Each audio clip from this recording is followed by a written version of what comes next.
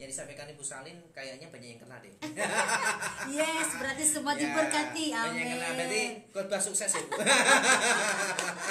Praise the Lord. Ya. Ya, Haleluya. sebelum Ibu lanjutkan ke sharingnya Bu, ada pertanyaan dari Arga di Banjarmasin Bu. Oh, oke. Shalom Ya. Banjarmasin. Arga Ya. di Banjarmasin punya pertanyaan yang cukup bagus. Oke. Bagaimana menjaga hati jika saat dalam kesesakan dan kesusahan Bu? Karena Oke. hati seringkali menjadi sesak dan bersungut-sungut. Ya. Betul, thank you. Nah ini yang sih mau bahas ini. Ya, berarti pas ya, Bu, ya? Pas banget ya. Oke, kita lanjut.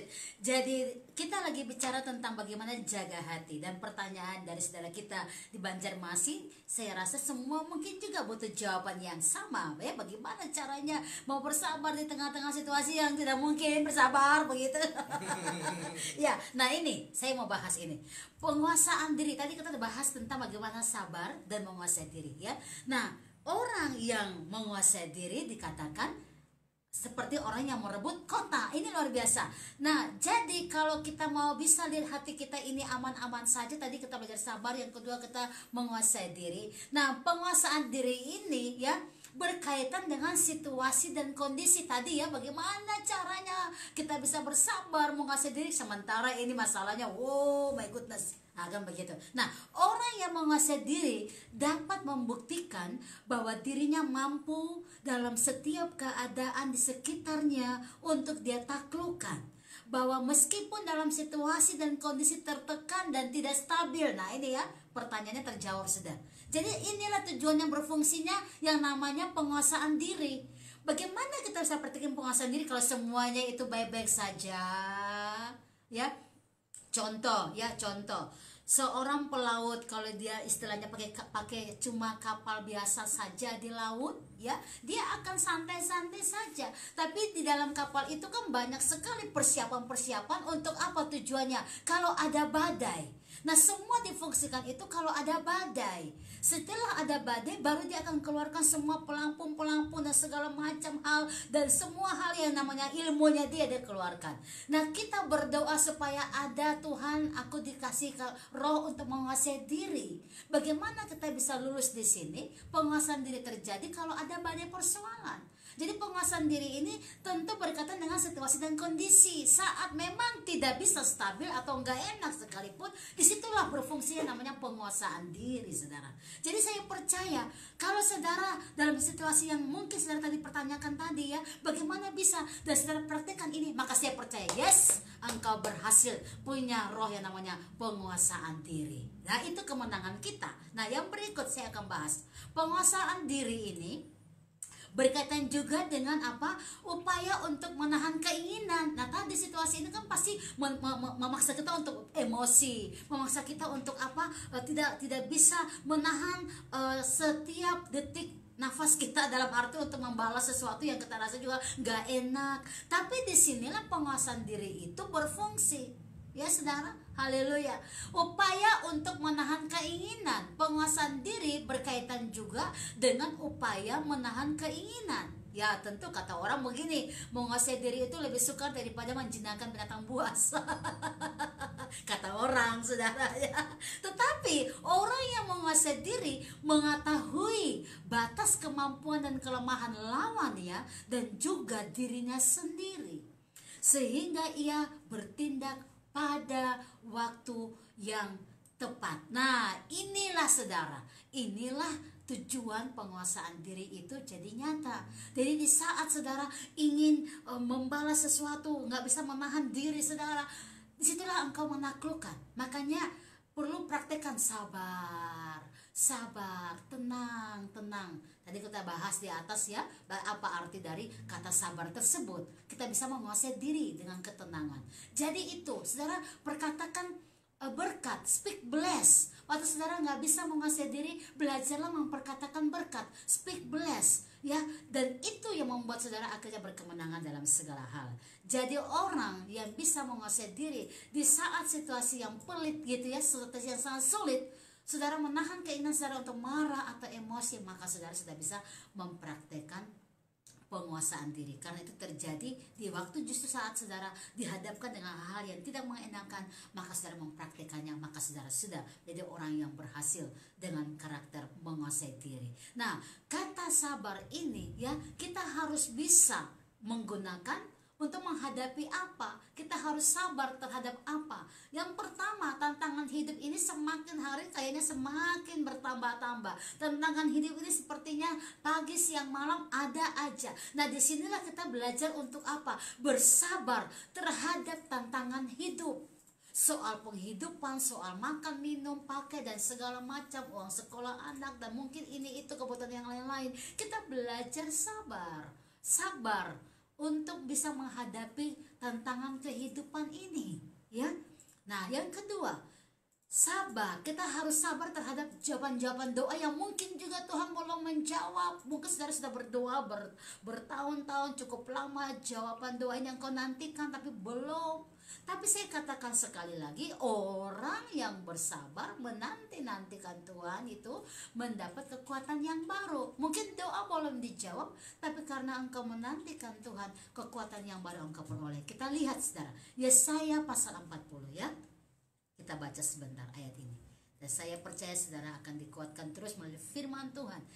Ayat yang terakhir dari Yesaya 40 kita akan baca ya, apa yang Tuhan ingin saudara dan saya lakukan. Di saat engkau berdoa pagi, siang, malam, sepertinya jawaban itu belum ada. Nah, inilah kita akhirnya menghadapi sesuatu yang akhirnya ujian kesabaran ini kita menang.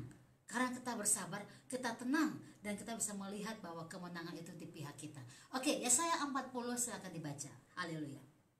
Tetapi orang-orang yang menanti-nantikan Tuhan Yes. mendapat kekuatan baru. Yes. Mereka seumpama raja wali yang naik terbang dengan kekuatan sayapnya. Haleluya. Mereka berlari dan tidak menjadi lesu. Yes. Mereka berjalan dan tidak menjadi Nah, lelah. coba saudara perhatikan hal ini. Kita bersabar menanti jawaban Tuhan cukup lama ya. Mungkin saudara sudah lama ya, di ayat 31 saudara. Ya, kita baca sudah cukup lama, kita melihat, kita menonton, kita mau untuk terjadi sesuatu dalam doa kita maksudnya. Tapi kayaknya belum terjadi. Nah, ini ujian kesabaran ini yang harus saudara tancapkan. Karena ada jawaban Tuhan. Bahwa orang yang sabar menanti-nantikan Tuhan itu, dia malah bukan lemah. Tetapi saat engkau menantikan Tuhan, mendapat kekuatan yang baru. Ini dahsyat betul. Dan Tuhan membuktikan bahwa kekuatan yang baru ini, kenapa? Karena orang yang sabar itu nggak pakai dagingnya. Ya, kita menaklukkan daging kita. Dan disitulah kekuatan kita peroleh. Kenapa? Akhirnya kita be wise, bijak. Ya, ini luar biasa. Kata-kata kita tenang, sehingga akhirnya musuh kita, orang-orang sekitar pun akan akhirnya menghormati kita karena mereka melihat kita kok kita begitu sangat tenang. Nah, dan Tuhan menjamin ini bahwa orang-orang yang menanti-nantikan Tuhan tadi, menantikan jawaban-jawaban Tuhan dalam doa-doanya mungkin, dia tidak menjadi lemah, tetapi malah mendapat kekuatan yang baru. Nah, Tuhan memberikan seumpama. Ada perumpamaan seperti Raja Wali yang naik terbang dengan kekuatan sayapnya. Kekuatan sayapnya ini akan semakin kuat kalau ada badai. Sehingga Tuhan memberikan perumpamaan itu buat kita. Mereka berlari tidak menjadi lesu. Nah, tentu orang yang lari pasti akan lesu. Tapi Tuhan mengatakan kalau menantikan jawaban dari Tuhan, tidak ada yang namanya letih lesu yang kita rasakan. Orang yang berjalan tidak menjadi lelah. Sementara kalau berjalan terus-terusan ya pasti lelah. Tapi rupanya semakin kita berdoa, semakin kita memperoleh kekuatan, semakin kita mencari Dia, semakin kita mendapat jawaban-jawaban roh yang memberikan kekayaan buat kita. Mau secara berdoa, anak saya mau sekolah, mau kuliah, tidak punya uang sekolah, tapi Tuhan menjawab dengan cara yang lain. Kenapa? Iman roh saudara dipertajamkan, sehingga dengan perkataan yang punya kuasa, anak saudara berhasil dalam segala sesuatu. Tentu jawaban Tuhan tidak harus uang, walaupun Anda dan saya mungkin mintanya uang. Tetapi jawaban Tuhan itu lebih besar dari yang kita pikirkan. Makanya dia berkata, yang menanti-nantikan Tuhan, yang berdoa untuk meminta jawaban Tuhan, tidak akan menjadi lelah, tidak akan menjadi lesu, tetapi dia akan terbang dengan kekuatan sayap rohnya, karena rohnya diperkaya, ada kekuatan yang dia terima. Ini luar biasa. Makanya kita belajar untuk melihat bagaimana Tuhan berperkara dengan kita sendiri, tanpa saudara meminta dia berperkara. Jadi mari kita belajar sabar terhadap semua jawaban doa yang mungkin belum dijawab, belum kita lihat maksudnya. Tapi belajarlah untuk melihat apa yang sedang Tuhan buat di setiap hari-harinya kita. Apa yang dia lagi lakukan di setiap waktu-waktunya kita. Kita akan memperoleh kekuatan yang baru. Haleluya. Kita harus sabar terhadap apa? Tenang menghadapi negatif impact. Ini juga pengaruhnya luar biasa. Dan negatif impact ini biasanya terjadi dari orang-orang terdekat, bukan? Mengapa Anda sakit hati? Saya rasa kalau orang yang jauh nggak kenal saudara, cerita saudara sih no problem. Tetapi yang cerita saudara itu orang dekat, ya, teman, sahabat, bahkan keluarga, ya, kita harus tenang dalam menghadapi negatif impact yang membuat saudara akan lesu dan lemah. Ya, tenang. Apalagi kalau saudara yakin saudara tidak lakukan hal-hal yang diceritakan itu. Belajar tenang. Jangan sampai saudara terpengaruh dengan omongan itu. Apalagi saudara merasa saya tidak melakukan itu, saya mendengar ini salah. Lalu saudara berusaha untuk menyelesaikan dengan emosi, dengan tekanan-tekanan yang begitu dalam. Kasihan saudara, jiwa saudara yang lemah, jiwa saudara yang capek, saudara. Akhirnya tulang-tulang saudara semua menjadi sakit. Dan akhirnya kebanyakan orang berpenyakitan yang macam-macam cuma karena hati dan jiwanya yang terluka. Nah, mari kita harus tenang dalam menghadapi negatif impact. Ya, situasi apapun yang kita hadapi, kita lewati dengan tenang. Kita percaya Tuhan baik buat kita, kita percaya Dia penolong kita yang ajaib. Haleluya. Yang berikut, kita harus sabar terhadap melewati setiap proses pendewasaan iman kita, ya, salib kita. Ya, ini pola untuk hati saudara tuh bisa dijaga, saudara. Ya, hatimu akan terjaga kalau saudara melewati proses pendewasaan. Karena gini, iman itu bertumbuh dari mendengarkan firman, dan firman itu menjadi nyata mendorong kita melakukannya. Jadi daging kita itu terproses. Nah, belajarlah tenang di situ. Kenapa, saudara? Karena di balik salib ada kemuliaan yang besar. No cross, no glory. Tidak ada salib, tidak ada kemuliaan. Itu sangat sederhana. Jadi kita harus bisa melihat bagaimana perkara-perkara besar ini menjadi nyata buat kita karena Bapa memberikan kita kemenangan yang dahsyat. Jadi kemarin kita belajar untuk melihat proses pendewasaan iman ini adalah kekuatan buat kita mengalami kemenangan yang dahsyat. Yang berikut, saudara, belajarlah sabar terhadap sebuah ketaatan, kesetiaan untuk mengerjakan keselamatan saudara masing-masing. Ya, haleluya. Karena nanti waktu Tuhan panggil kita, pertanggungjawaban roh adalah masing-masing. Belajarlah untuk setia untuk hal itu. Belajar sabar tenang, ya, belajar sabar dan tenang. Ya, kita harus dapat menguasai diri dari segala bentuk kedagingan kita. Ya, sudah mulai dengan roh, harus akhir di dalam roh. Ini ada ayatnya, Galatia 3 ayat 3 sampai 4.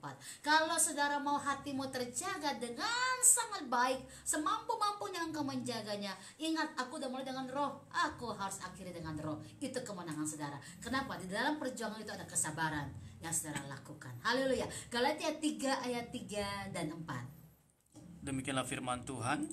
Adakah kamu sebodoh itu? Kamu telah mulai dengan roh, maukah kamu sekarang mengakhirinya di dalam daging? Sia-siakah semua yang telah kamu alami sebanyak itu? Masakan sia-sia? Ada banyak orang yang dia sudah mendapatkannya luar biasa, cuma gara-gara emosi sesaat, akhirnya sia-sia semuanya itu, saudara. Ya, makanya Paulus ingin katakan bagi jemaat di Galatia, kamu sudah mulai dengan roh, akhirnya di dalam roh. Masakan semua yang kamu alami yang indah-indah, yang luar biasa itu sia-sia cuma gara-gara 1 menit marahmu?